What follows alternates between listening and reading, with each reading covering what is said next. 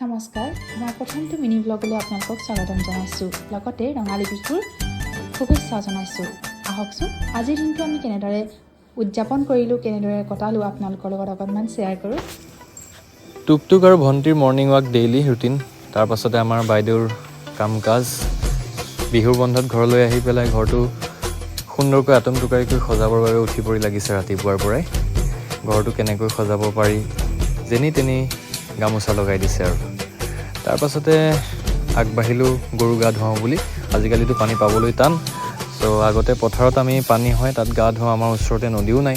এতিয়া গৰু গা ধোৱাৰ পাছতে আমাৰ পোৱালিকো টানি আজৰি লৈ আহিলোঁ। দেউতা আৰু মই লগ লাগি গৰু গা ধুৱালোঁ। ভণ্টিয়ে পোৱালিক ঠেলা হেঁচা কৰি লৈছে আৰু মই চবকে মাহ হালধি সানিলোঁ আৰু আমাৰ বাইদেউ আহি গ'ল গা পা ধুই মেলি। তাৰপাছতে মই বছৰটো আৰম্ভণি কৰিলোঁ গোসাঁই ঘৰত এষাৰি নামেৰে।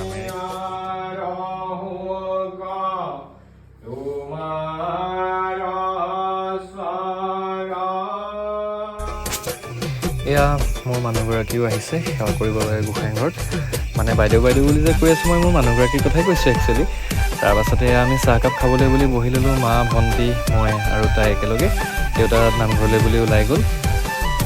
টুকটুক আৰু ভণ্টিৰ উৎপাত, লুকা ভাকু খেল আৰম্ভ হৈ গ'ল দুয়োটাৰে। তাৰপাছতে মা আৰু দেউতাক বছৰটোৰ আৰম্ভণিতে ধুন আৰু মই সেৱা জনালোঁ। আৰু মা দেউতাক সেৱা জনোৱাৰ পাছতে আমি বৰদেউতা আৰু বৰমাৰ ঘৰলৈ গ'লোঁ সেৱা জনাবৰ বাবে তেওঁলোকক।